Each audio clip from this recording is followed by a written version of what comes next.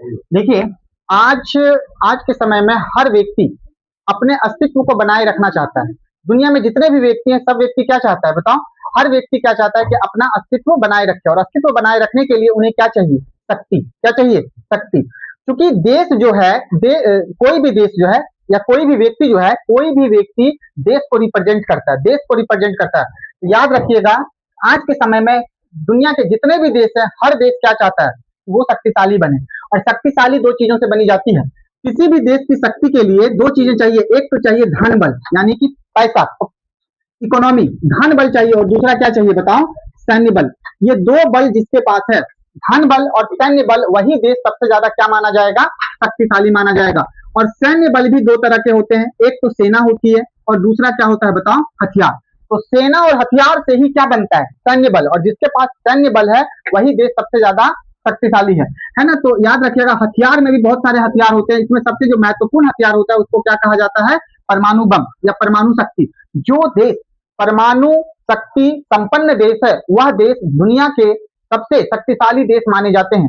दुनिया के सबसे शक्तिशाली देश माने जाते हैं। और जिसके पास परमाणु बम नहीं है, उसके पास धन बल है और परमाणु बम नहीं है, परमाणु शक्ति नहीं है, मतलब उसके पास सैन्य बल बहुत कमजोर है।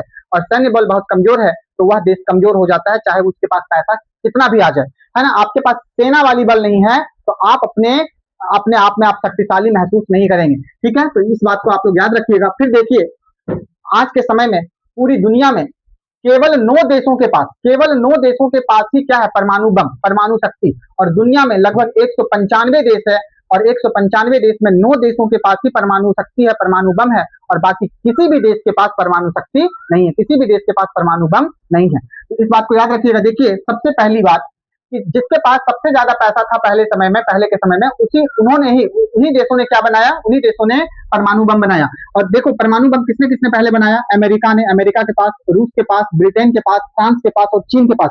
शुरुआती समय में अमेरिका, रूस, ब्रिटेन, फ्रांस और चीन के पास ही परमाणु बम थे। केवल 5 देश के पास ही परमाणु बम थे। और ये पांचों देश आपस में मित्रता करते हैं और कहते हैं कि अब हम दुनिया के किसी भी देश में परमाणु बम को फैलने नहीं देंगे, केवल परमाणु बम हम ही पांचों रखेंगे। ऐसा इन लोगों ने फैसला किया। और इन लोगों ने फैसला करके 1968 में एक समझौता किया, एक संधि लाया, जिसको क्या नाम दिया गया? परमाणु अप्रसार संधि। परमाणु अप्रसार संधि का मतलब होता है कि एक ऐसा समझौता जहां पर दुनिया के समस्त देश आएंगे और इस समझौता में सभी देश हस्ताक्षर करेंगे कि कोई भी देश परमाणु बम का प्रसार नहीं करेगा। कोई देश परमाणु बम नहीं बना सकता है, कोई देश परमाणु बम को कहीं पे नहीं भेज सकता।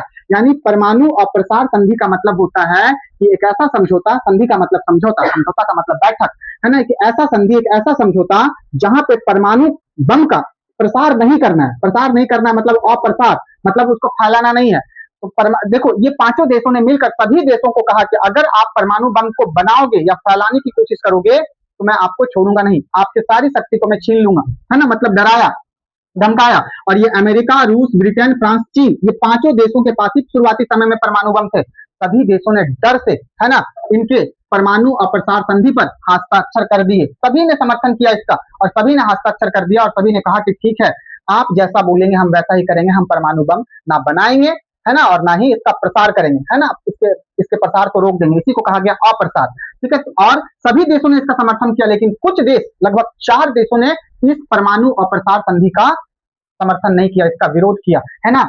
और वो 4 देश कौन कौन थे? वो थे भारत, है ना, वो पाकिस्तान, इजराइल और उत्तर कोरिया। ये चारों देशों ने कहा कि परमाणु अप्रसार संधि, यह समझौता गलत है ना, ये दूसरे की शक्ति को छीनता है, और दूसरे की शक्ति को छीनकर शक्ति को ये पांचों देश अपने पास ही रखना चाहता है और पूरी दुनिया में राज करना चाहता है। तो भारत ने इसको गलत ठहराया, और भारत 1968 में होने वाले परमाणु अप्रसार संधि में समझौता नहीं किया, और भारत अलग हो गया, हस्ताक्षर नहीं किया, इसका विरोध किया भारत ने। साथ में पाकिस्तान भी विरोध किया, इजराइल भी विरोध किया, उत्तर कोरिया भी विरोध किया। लेकिन अन्य देशों ने, ये 4 देश को छोड़कर 195 देश में अन्य देशों ने, सभी देशों ने इस परमाणु अप्रसार संधि का क्या किया? हस्ताक्षर भी किया इस पर, है ना। चलो मान लिया कि अब हम परमाणु बम नहीं बनाएंगे, और समर्थन भी किया इसका। इसका परिणाम क्या हुआ? आज के समय में दुनिया में केवल इसके पास सबसे ज्यादा परमाणु बम है। इसके पास, अमेरिका के पास आज लगभग 5,000 से भी ज्यादा परमाणु बम है। रूस के पास लगभग 5,500 से भी ज्यादा परमाणु बम है ना। और इस प्रकार से ब्रिटेन, फ्रांस, चीन के पास भी लगभग सैकड़ों की संख्या में क्या है? परमाणु बम है। और भारत ने भी परमाणु बम बनाया, पाकिस्तान ने भी बनाया, इजराइल ने भी बनाया, उत्तर कोरिया ने भी बनाया। ठीक है, ये सबके पास परमाणु बम है और ये 5 देश और ये 4 देश, यही 9 देशों के पास आज के समय में परमाणु बम है। बाकी किन्हीं दुनिया के 195 देश आप जाइए, घूम लीजिए, कहीं पे भी आपको परमाणु बम नहीं मिलेगा। और जिसके पास परमाणु बम नहीं, वो कम शक्तिशाली है। क्यों? क्योंकि परमाणु बम सैन्य बल को दिखाता है और सैन्य बल अगर कमजोर हो गया तो आप कमजोर पड़ जाएंगे। ठीक है, तो बस भारत, पाकिस्तान, इजराइल और उत्तर कोरिया के पास ही परमाणु बम है, लेकिन कम है, बहुत कम मात्रा में। भारत के पास परमाणु बम की संख्या मात्र 160-70 के आसपास पास है, उससे ज्यादा परमाणु बम नहीं है। देखो, अन्य देशों ने हस्ताक्षर किया और इसका समर्थन भी किया। तो ये बातें आप लोगों को समझ में आई होगी। अब देखिए, भारत ने पहली बार परमाणु बम कब बनाया, इसका परीक्षण कब किया, आगे दिखाते हैं। भारत का परमाणु परीक्षण, देखिए बाबू, भारत का परमाणु परीक्षण 2 बार हुआ। एक बार 1974 में हुआ और एक बार कब हुआ बताओ, 1998 में। तो 1974 में कब हुआ? 18 मई 1974 में। देखिए, परमाणु बम तो बना लिया इन्होंने, लेकिन परमाणु शक्ति अभी घोषित नहीं किया था।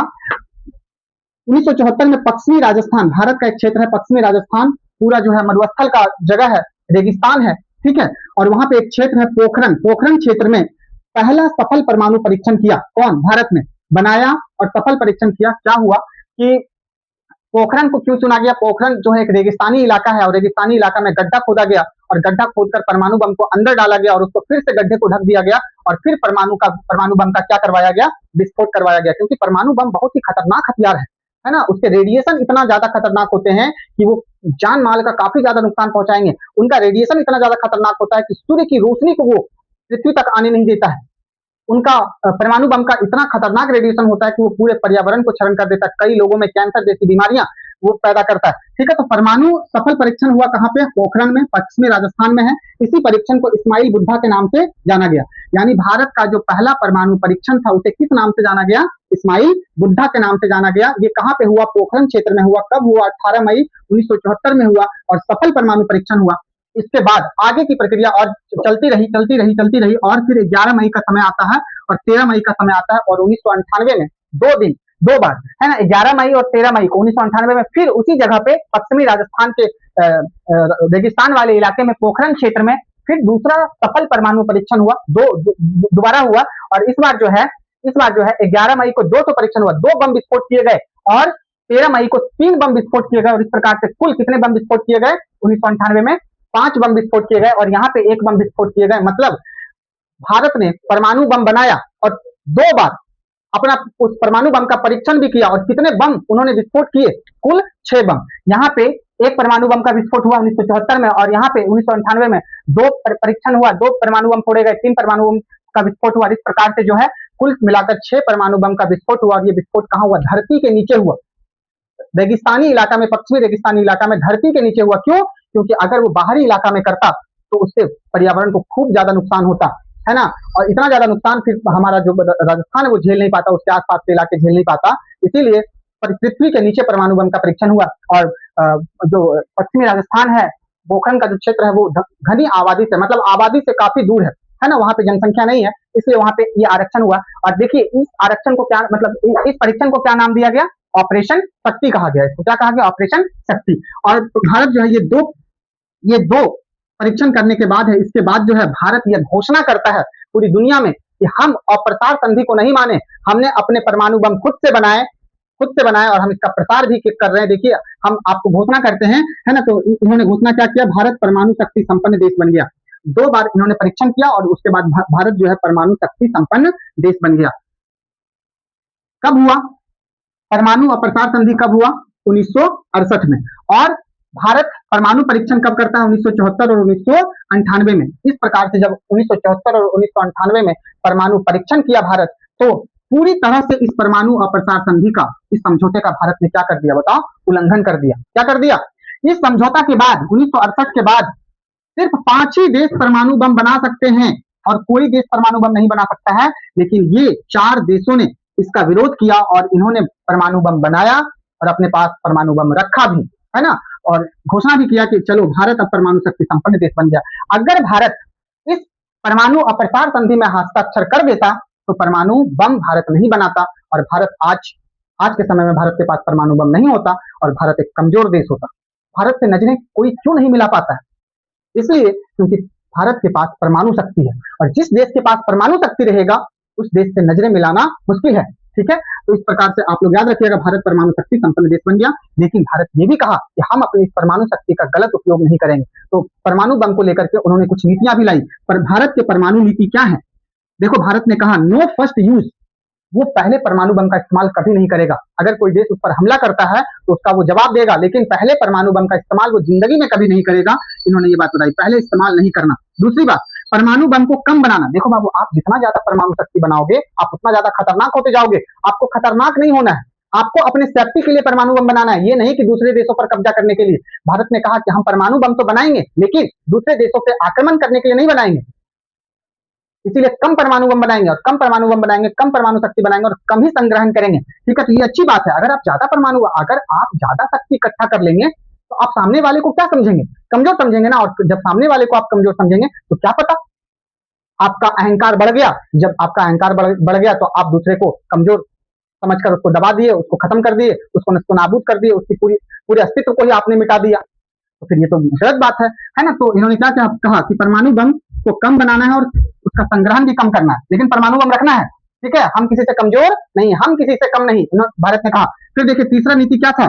परमाणु अप्रसार संधि का विरोध करना। परमाणु अप्रसार संधि का विरोध करना कि मतलब अब हम किसी सब देशों का बात नहीं मानेंगे। आज दुनिया में 9 ही देशों के पास परमाणु बम है और किसी के पास परमाणु बम नहीं। और कुल मिलाकर के परमाणु बम की संख्या पूरे देश में, पूरी दुनिया में कितनी है बताओ? 12,000। 12,000 परमाणु बम का अगर इस्तेमाल एक साथ किया जाए तो इस पूरे पृथ्वी में मानव सभ्यता को क्या कर दिया जाएगा बताओ?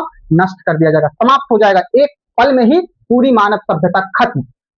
इस मानव सभ्यता का इतना खाना होगा कि फिर हजारों साल तक इस धरती पे कोई जीव उत्पन्न नहीं होगा। इतना खतरनाक होता है परमाणु बम। फिर मानव सभ्यता का इतिहास बताने वाला भी कोई यहाँ पे नहीं बचेगा। भारत की सिर्फ भौतिक अवस्था बच जाएगी, लेकिन मानव सभ्यता खत्म। जैविक रूप से पूरे दुनिया क्या हो जाएगा बताओ? खत्म हो जाएगा। जीवों का विनाश हो जाएगा, मानव सभ्यता समाप्त हो जाएगी। परमाणु बम अपने आप में बहुत खतरनाक होता है, और परमाणु बम ही खतरनाक है, इसको बनाना गलत है। लेकिन रूस कितना लेकर के बैठा है? 5,500 परमाणु बम। अमेरिका कितना लेकर के बैठा है? 5,000 परमाणु बम। और इसीलिए तो अमेरिका और रूस पूरी दुनिया को आंखें दिखाते रहता है एनी टाइम। क्यों? क्योंकि इसके पास पैसे भी अधिक है, परमाणु बम भी अधिक है। तो आप लोगों को बात समझ में आ रही होगी। चलिए ठीक है, तो इतना ही।